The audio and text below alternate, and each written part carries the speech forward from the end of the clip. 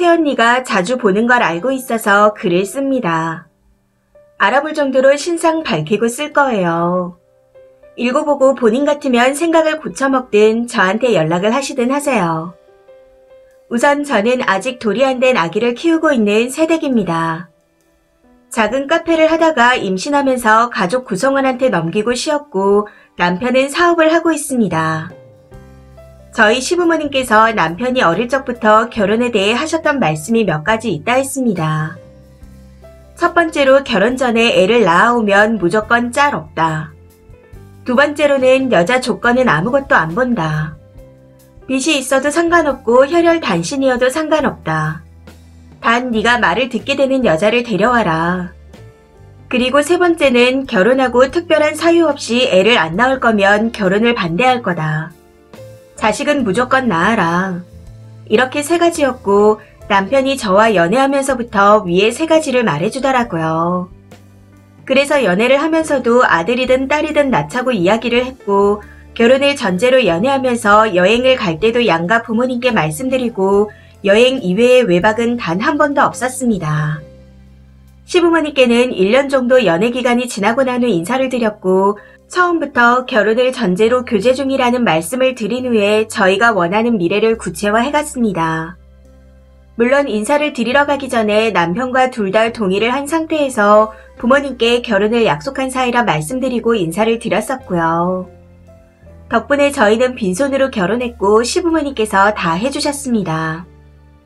남편 돈과 제 돈은 모아서 그대로 저축하고 결혼했고 전적으로 지원을 해주시면서 임신, 출산, 육아 모두 돈 때문에 걱정할 일이 없게 해주셨습니다. 저도 건강한 편이 아니라서 빨리 아이를 갖고 싶었기에 신혼 6, 7개월 차에 임신을 하고 출산했어요. 병원부터 조리원, 육아용품에 아이와 타고 다닐 차까지 전부 준비를 해주셨고 인력 이외의 모든 부분은 시부모님의 도움을 받았습니다. 손이 귀한 집안이라 다칠세라 아플세라 저나 아이를 귀하게 여겨주셔서 감사한 마음으로 지내고 있어요. 아버님 사업체에 어머님께서 회교로 계셔서 아이를 같이 봐주시는 건 힘들었고 육아 도우미분들이 물론 좋은 분들이 많은 건 알고 있었지만 그 무렵 학대 기사를 보게 되면서 걱정이 되어 부를 수가 없었습니다. 육아 때문에 걱정을 하고 있는 와중에 친정엄마께서 시간을 내주실 수 있다 하셔서 친정엄마의 도움을 많이 받고 있습니다. 시부모님께서도 너무 감사해 하시며 여러 방면으로 감사의 표시를 하셨지만 엄마가 아이를 봐주시니 용돈처럼 챙겨드리는 돈은 저와 남편이 넉넉하게 챙겨드리고 있습니다. 엄마께서 우스갯소리로 내가 내 손주 보는데 받는 게 너무 많다고 민망하다 하실 정도였고요. 일주일에 며칠을 집에서 주무시면서 아이 새벽수유 하는 것도 도와주시기도 하셨는데 그때는 용돈을 더 많이 챙겨드렸고 남편은 따로 선물도 챙겨드렸습니다. 물론 저도 여행을 보내드리기도 했었고 시어머니께서도 감사하시다며 피부과 마사지를 끊어주셨습니다. 가끔씩 아이를 시댁에 맡기거나 남편과 친정아빠한테 맡기고 딸과 함께 시간을 보내라고 해주셔서 저야 더없이 감사하고 좋았었죠. 남편은 연애 때부터 저희 친정 부모님을 한 달에 두세 번은 봤었고 애교와 흥도 저보다 많고 장난기도 많아서 친정엄마와 둘이 장도 보러 가고 아빠와 둘이 등산을 가기도 했었기에 친정엄마가 와 있거나 아빠가 가끔 대신 봐주실 때도 불편해하는 건 없었습니다. 그래도 혹시나 불편할까봐 엄마나 아빠가 조심하시고 저도 눈치를 보고 있긴 하고요.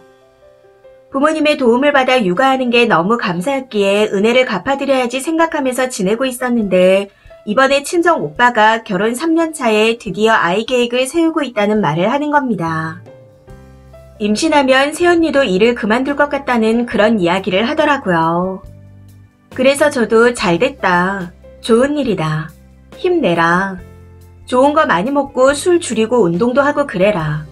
하고 동생으로서 오빠한테만 잔소리를 했었죠. 그때 새언니도 옆에서 웃으면서 그래 여보 건강 좀 챙겨 그러더라고요.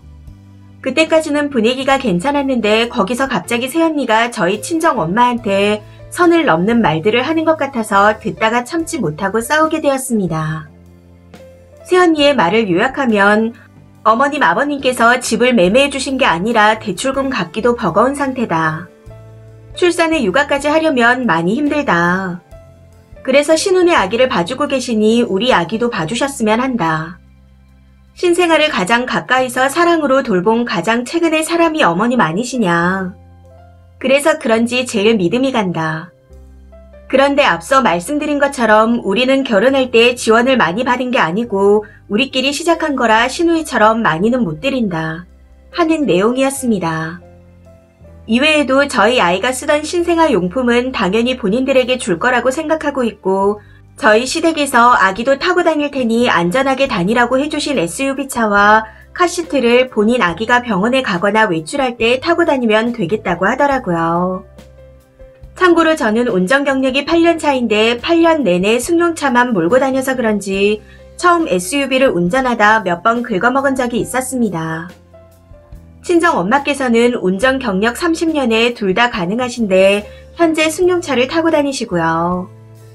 그러니 본인 아기가 친정 엄마와 움직일 때는 무조건 제 차를 타고 다니고 제가 혼자 움직일 때는 엄마 차를 타고 다니라는 거였습니다.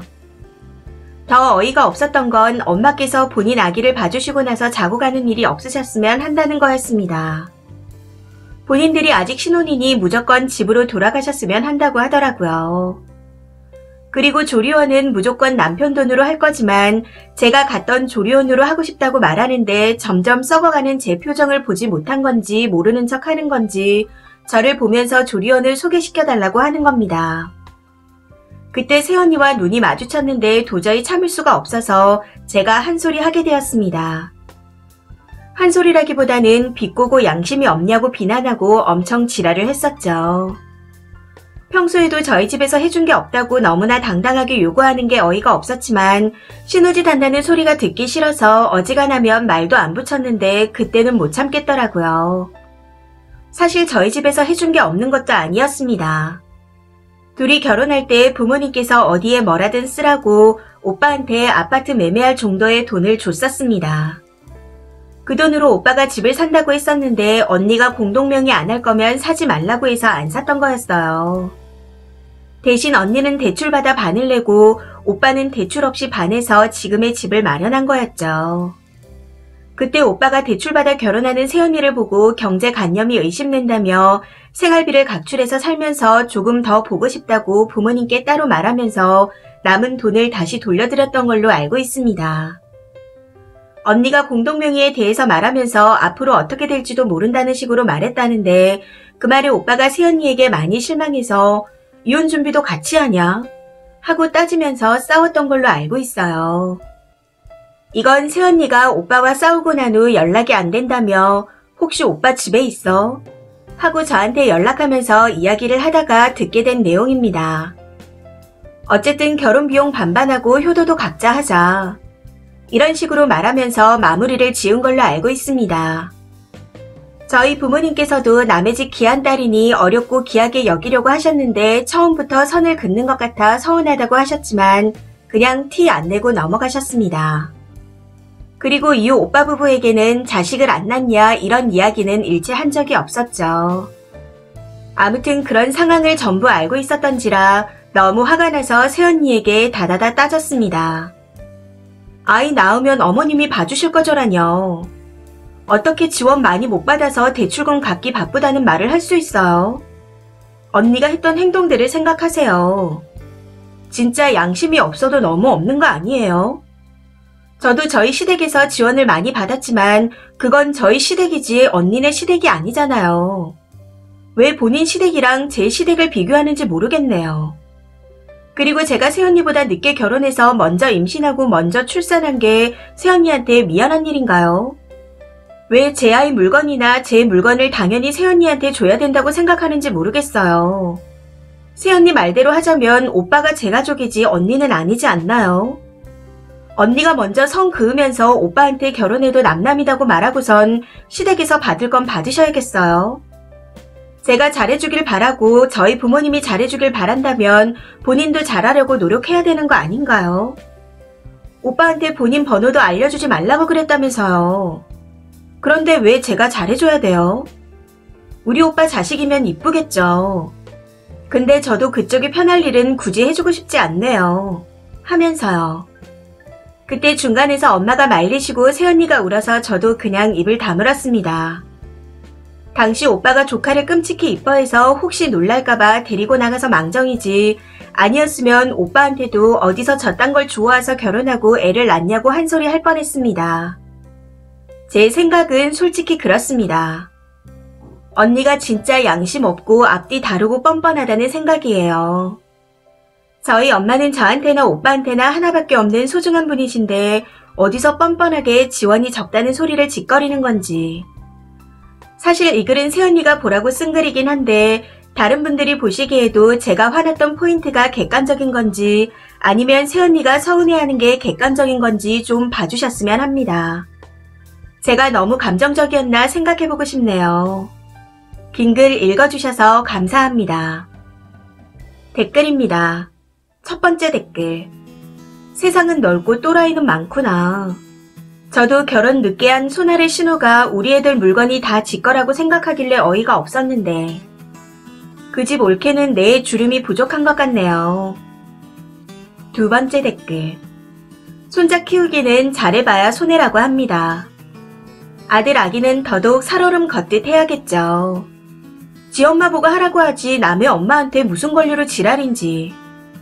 부잣집 며느리 신우에게 배알이 꼴리나 보네요. 어떻게 남의 부모에 대한 예의가 1도 없을까요?